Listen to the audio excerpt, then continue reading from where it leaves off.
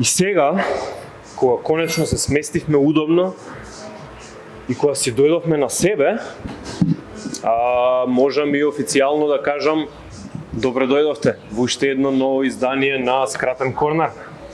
Добре дојдовте. Здраво, Владко. Здраво, Кирил. Како иде? Одлично. Одлично. Многу во зелена фаза си денеска се гледа фул. Прославување на Вердер, прославување на фудбалот, прославување на Скратен корнер, на се она. Хајнекен, на се. На Хајнекен, на се што финиширавме оваа недела. Убаво што ги спомна. Топло време не начека денеска, доволно време се спремавме, мислам дека е време да отвориме една лименка Хајнекен и да почнеме. По една лименка Хајнекен и да почнеме. Останете со нас, бидејќи следуваат најинтересните работи од она што го гледавме неделава.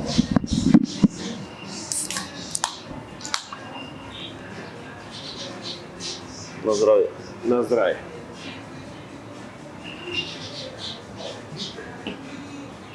Написано се беше.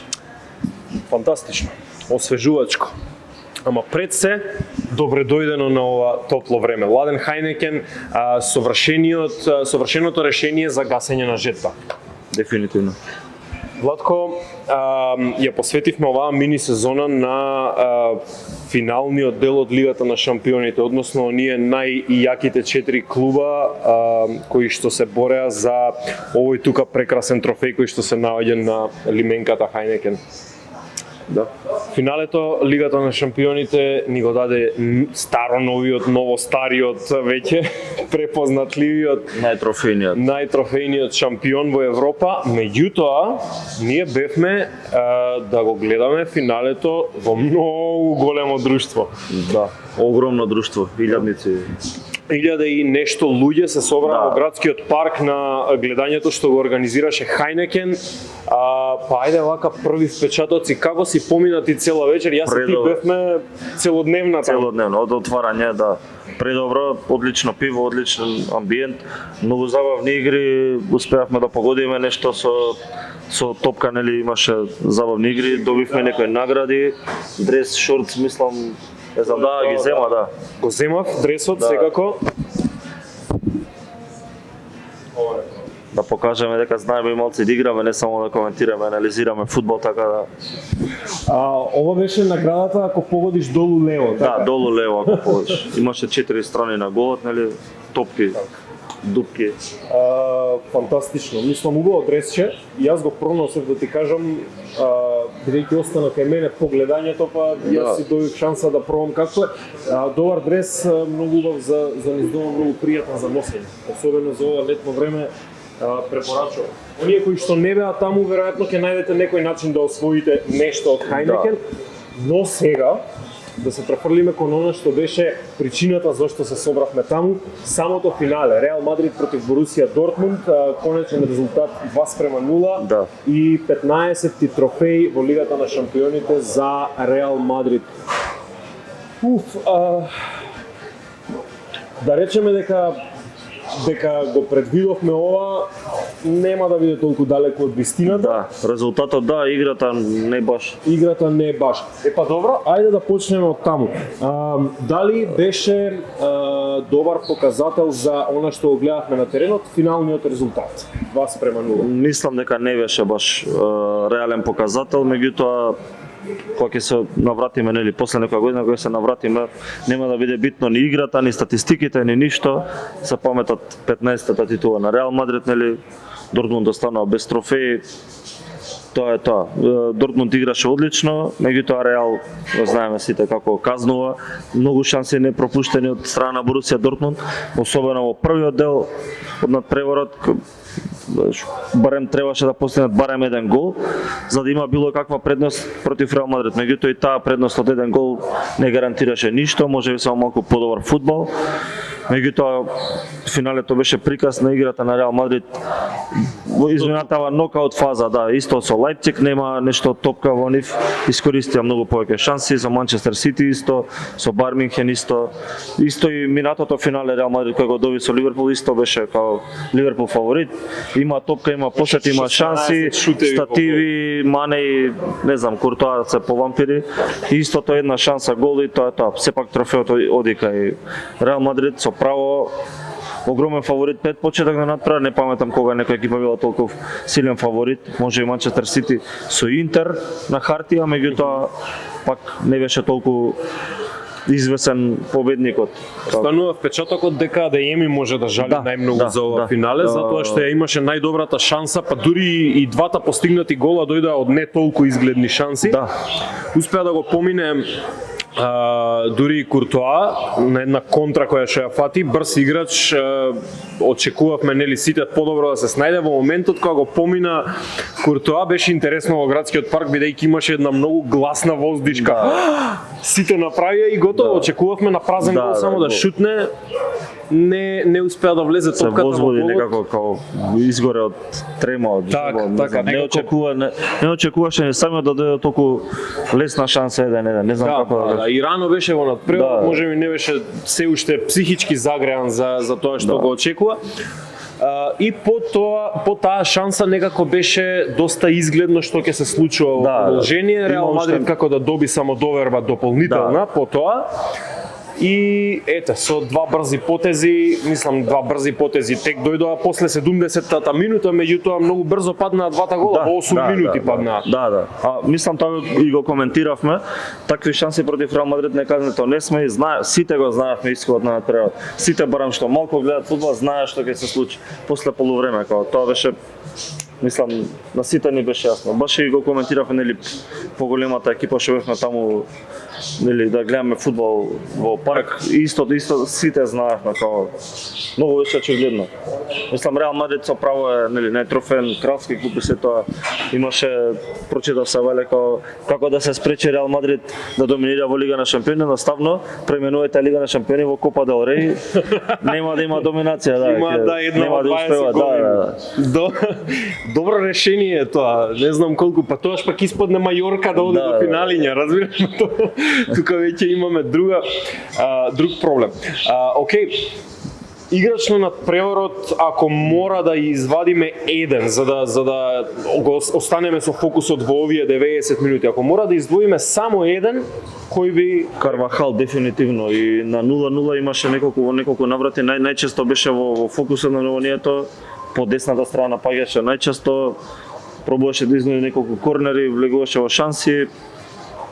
Не можам да кажам било кој друг освен Карвахал. Го постигна првиот гол, нели кај што беше голот дури испадна дека беше само како награда за добрата партија, стварно беше приметливо добар на теренот. И дефанзивно ги запре сите напади по таа страна, очекувавме многу повеќе и од Мацен, очекувавме и од Санчо да има неколку дуели добиени. Никој од нив двајца не доби дуел со Карвахал. Импресивна представа на 33 годишникот.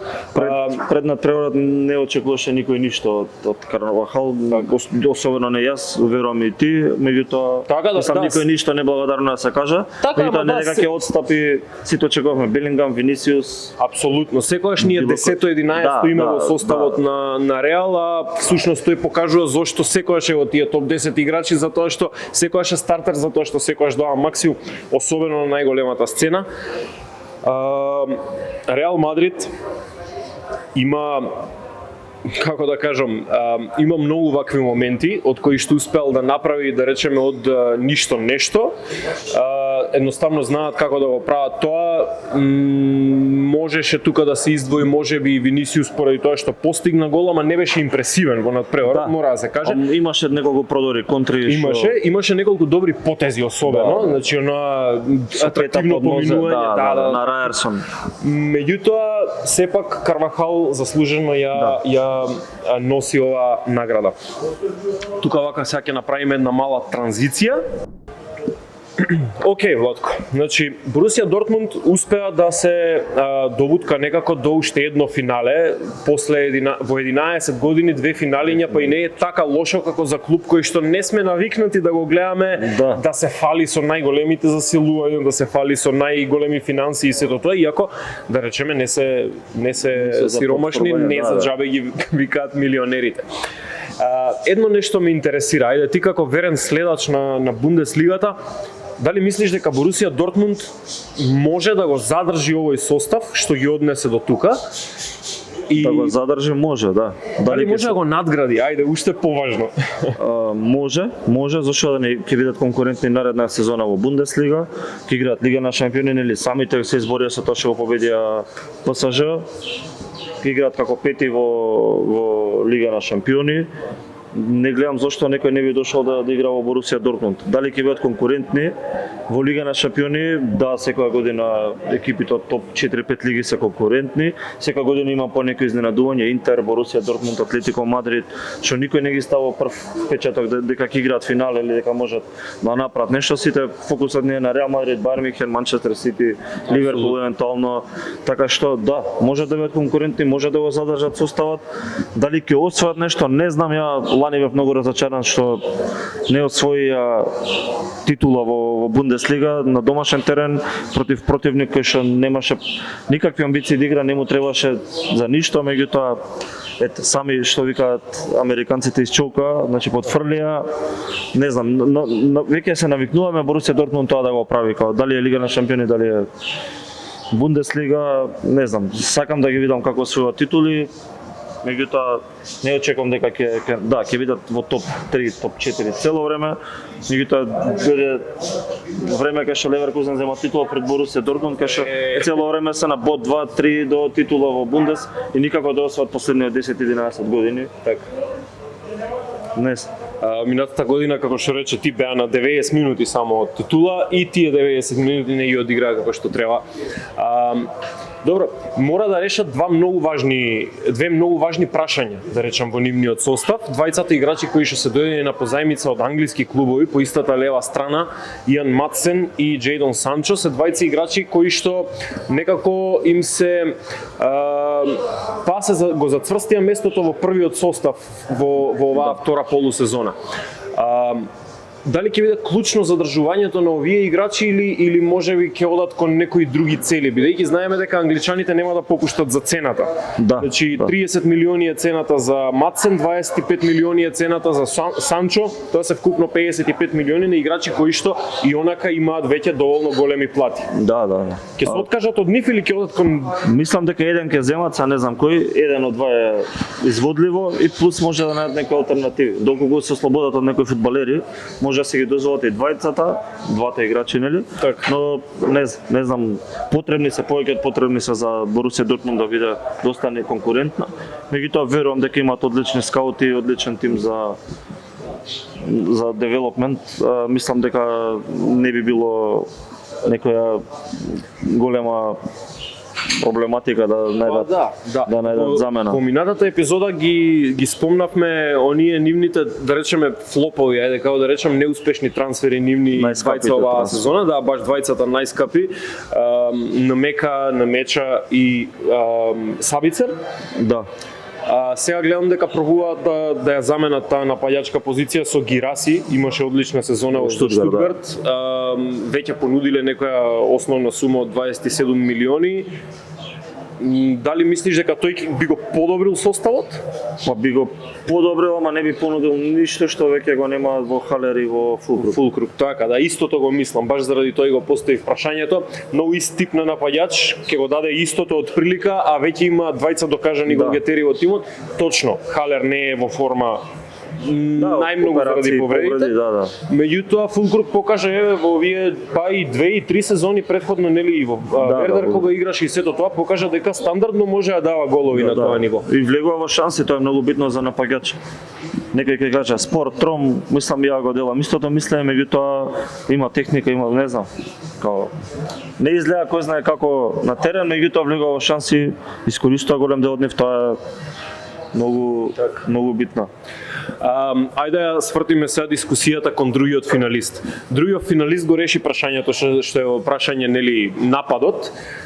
Килиан Мбапе е нов играч на Реал Мадрид. Борусија Дортмунд не може да се пофали со играч од тој калибар ова лето, веројатно и никој клуб не може да се пофали со играч од тој калибар дека ќе направи трансфер ова лето. Знаевме многу долго, ова беше преизвесен трансфер, веќе 3-4 години го зборуваме, знаеме дека тоа е негова желба од детство, знаеме дека Реал Мадрид беше многу загреан, сега ќе биде веројатно и најплатениот играч во Европа и сето тоа немаме никаква замерка. Меѓутоа, каде ќе игра и кој ќе биде истиснат од тој состав на Реал Мадрид? Мора да поразговараме малку околу балансот на составот овој пат. Мислам дека стандардна тројка ќе игра 4-3-3 Реал Мадрид. Винисиус лево, Ембапе средин, мислам централен напаѓач, десно Родриго и средина Белингам, Валверде и Камавинга. Звучи импресивно. Со тоа што Модрич, Чуамени може да влегуваат од клупа, може да ротираат, има огромна ротација. Може две екипи комотно да направи, двете да играат финал Лига на шампиони едни со други. Значи, со исклучок на Модрич, сите играчи што ги кажа се под 25 години. Да. Какво јадро е ова? Плюс има Арда, има многу играчи што се Ендрик ќе дојде наредна сезона. Ендрик доаѓа наредно лето, страшно ќе биде. Не знам, да, веројатно Хосе Лу е најлесно да се истисне од таа екипа. Да. И тоа не е изненадувачки, најефтиниот трансфер оваа сезона. Клучен со Бајер Мюнхен. Клучен и на неколку пати и во лигата даде многу важни голови. Се покажа како паметен трансфер од страна на Реал Мадрид. Да, тие некои 15 на гола што ги даде сезона, ова се ги отплати неколкукратно. Мислиш ли дека ќе има некој галактико ефект доаѓањето на Мбапе? Знаеме дека последниот пат кога пробаа да направат оној галактико 2.0 се испокараа меѓу себе, се испокараа. Не сакаа да играат добро меѓу себе главните звезди. Мислам дека доаѓањето на Роналдо тогаш беше пресудно, стариот Роналдо, да се направи многу голема фракција помеѓу играчите. Майкл Овен не сакаше да влегува од клупа, Касано не сакаше да влегува од клупа, Хозе Антонио Реес и компанија не добиваа никаква минутажа и се случи тоа што се случи. Мбапе ќе има таков ефект? Не би требало. Мислам дека и денешната генерација на фудбалери не се на тоа ниво, сите се као како што гледаме веќе као браќа повеќе, како да кажам, нема контраст, не знам. Таква компетитивност меѓу себе, Туку сите повеќе се подржуваат, сите се, мислам дека додатокот на Ембапе ќе биде како најдоброто нешто во Реал Мадрид. Мислам, веќе се најдобри, нема со кого да играат, идат на други планети едноставно да играат со некој. Реално. Сега не знам, тим што е најтрофен, 3 поред освоил Лига на шампиони, не знам, 7-8 колку има во последните 10 години што се вика. Дали беше официализирана бројката за Мбапе? Не знам, 9 ќе носи? Да, мислам дека 9.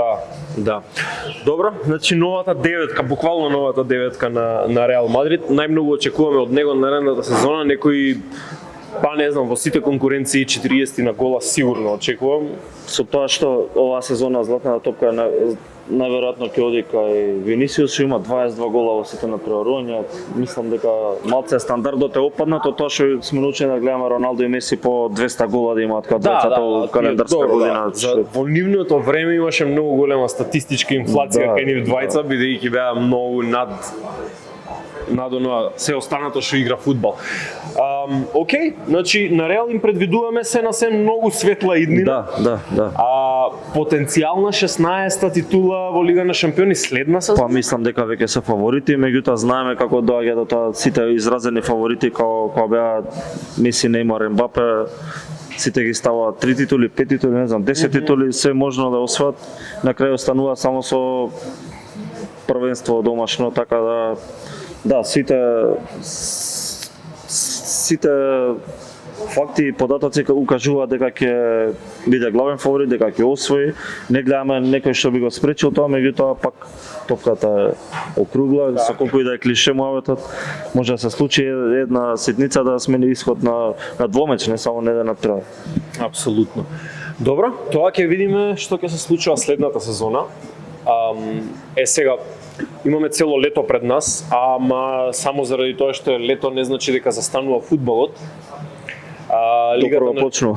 Доprva почнува буквално, да, Лигата на шампионите само што заврши, ама еве во моментот кога ја снимаме епизодава, веќе за 3-4 дена почнува и Европското првенство.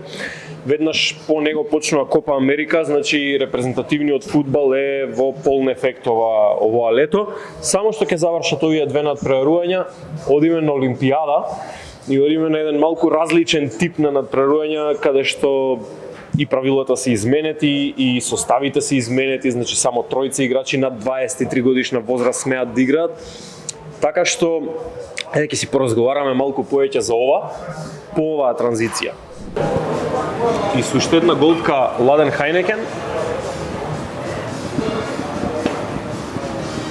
Почнуваме со муабет за репрезентативниот фудбал кој не очекува лето. Владко, Европско првенство веќе на 14 јуни почнува. Германија домаќин и еден од најголемите фаворити за освојување според составот и според се тоа. Франција, па не знам, некои ги ставаат англичаните како фаворити и сето тоа. Има некои 4 репрезентации кои што се отсидени со доста добри состави. Зашто сме највозбудени да видиме? Општо за фудбал преку лето мислам дека најубавото нешто ладно пиво, ладен Хайнекен, сончево време, фудбал цел ден на телевизија, 3 надпревари дневно, тоа мислам дека празник за сите фудбалски навивачи. Највозбуден моментално сум за Еврото, секако од овие 3 надпревари што ги кажа во претходниот сегмент, така што едва чекам да видам кој ќе биде новиот европски шампион. Не верувам дека ќе биде Италија. И јас не верувам дека ќе биде. Дури не знам ни дали ќе помине група, меѓутоа не знам, тоа е. Синоќа пријавија неколку играчи кои што се борат со повреди, така што многу тешко и дека ќе бидат во полн состав, веќе неколку играчи и беа оставени дома. Нова генерација на Италија, не сум преразочаран од она што го земаат таму, ама не, дефинитивно не ги ставам меѓу 5 фаворити. Интересна репрезентација за гледање, меѓутоа мислам дека го спомнавме ова, Германија домаќинот ми е главен фаворит, како не само организатор, туку и репрезентација што играчите се во форма. Тони Крос се зболува со фудбалот. Фудбалските богови на негова страна треба да... Така, апсолутно. И сега некако романтично би било на домашна територија да освои, покрај нив неизбежните Франција, ова ќе озборуваме и во наредни 15 години, Франција ќе биде као Шпанија 2006. Знаевме сите дека наредни 10 години тоа ќе го гледаме. Ја правев, имаше на онлайн некоја платформа да, нели, предикција да направиш као предвидување, испадна дека полуфиналињата ќе ми видат Германија, Португалија и Англија, Франција, со тоа што Германија, Франција во финале. Навијам за Германија цел живот, ама мислам дека само дека се дома, тоа може да им даде предност. Со Франција не знам како би можеле да искочат на крај. Меѓутоа има интересен податок што Франција од светското навака има изгубено само 2 надпревари, тие двата се против Германија. Тоа е интересен податок. Внимавајте, вие што... Мислам дека Португалија, освен Франција, има најак тим на хартија. Меѓутоа, не знам, никогаш не би ги отпишал освоја на предминатото се, нели, европски шампиони. Тоа што Англија има огромен притисок, медиумски притисок, најдобра лига, најдобро. Баш ме интересира како сите имаат, сите се разочарани од Гарет Саутгейт, меѓутоа најдобрите резултати на првенството ги имаат баш со него. Мене не ми се, не знам како да кажам, најинтересен ми е фактот што најмногу репрезентативци има клубот на Кристал Палас. Четворица, тоа е апсолутно апсурден факт. Не повика некој како Грилиш, чуден избор. Не знам како работи Гарет Саутгейт, меѓутоа функционира, до сега функционира. Не можам да го разберам малку моментот, знаеш, сега ќе влеземе можда малце во една, како да речам, зезната ситуација кај што сега ќе треба да си ги објаснуваме зборовите од претходно, ама Хари Мегвајер во моментот кога беше закован на клупа и не играше ниту минута, 4 месеци цели, не изигра минута, беше земен секое можно. Ама игра за репрезентација игра многу добро. Па тоа ми е сега нејасно. Зошто сега не е земен кога доаѓа европско првенство и кога знаеме дека Хари Мегвајер, ако на некој можеш да му веруваш во таа одбрана на Англија, кога се игра за Англија, тоа е Хари Мегвајер. Чуден избор на играчи, дефинитивно. Јас мислам дека доста слаба репрезентација носат на ова европско првенство, ама ајде да речеме дека ќе бидеме возбудени да видиме на кое ниво ќе паднат. Нема врска. Копа Америка фаворит на брзина? Бразил, ти велиш Бразил, добро, јас велам некој освен Бразил, чисто за да биде поинтересно, е Аргентина, нема врска. Кога веќе им тргна. И Олимпијадата не знаеме ни состави, не знаеме ништо, ама знаеме дека ќе биде интересно. Јас го гледам фудбалот на Олимпијада, секоја Олимпијада, многу ми е интересен. Ја не сум гледал, не знам, Диего и Робиньо и кој игра за Бразил, тогаш Олимпијада друго не сум гледал. Меси можеби кој играше, ова година не знам, ќе речам Франција. Меѓутоа, баш прочитав од Анри изјава као зашто не викаш играчи, во животот толку пати ми нема да се кажано не, као веќе се откажам од јаки играчи да викање. Зафатено лето и тоа ќе биде доста голем проблем за некои репрезентации, ама пак им даде предност на одредени репрезентации. Ќе речам Франција фаворит, бидејќи се домакини во Париз. Така. Добро. Владко, останува јас и ти да го гледаме целиот тој фудбал кој следува летово. Оваа епизода и па и оваа сезона на Скратен корнер тука завршува. Она што вие сакате да го знаете, вие сакате да го видите во следниот период од нас, пишете ни го долу во коментари. Ако имате нешто што сакате да прашате, јас и Владко сме тука на социјалните мрежи и долу во коментарите на YouTube, Facebook, Instagram, Скратен корнер, секаде. На секоја платформа. Владко, ми беше задоволство што го делев овој кауч со тебе уште една цела сезона. Тоа е тоа. Нешто за крај? Нема, да продолжат да гледат Скратен корнер, да гледат фудбал, да не навиват за Барселона. Барселона аут, Арсенал аут, за да бидете посреќни во животот. Да. На здравје. На здравје. Уште една успешна сезона, ставаме крај, Алојс тука сечеме и бидете поздравени, останете добри, бидејќи Скратен корнер е најдоброто нешто што можете да го гледате на малите екрани. Бидете така. Кој малиш е синчи дома.